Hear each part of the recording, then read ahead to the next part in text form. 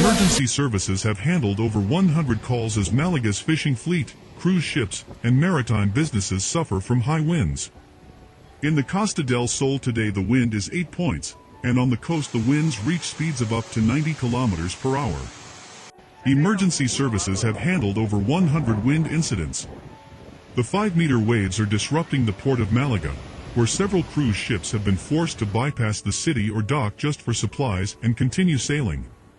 There are 250 fishing boats on the Costa del Sol, of which only 25 were able to sail today. Fishing from the 5 main ports of Estepona, Marbella, Fuengirola, Malaga, and Caleta de Velez is not believed to resume in the coming days. Several minor injuries have been reported today when trees have fallen and signs on the Costa del Sol have fallen. Chiringuito at Bikini Beach near Fuengirola Castle is completely destroyed. Fortunately, the cafe was closed at that time and no one was hurt. The fire brigade was called in to assist the staff. Also, various coastal areas of Marbella have experienced problems.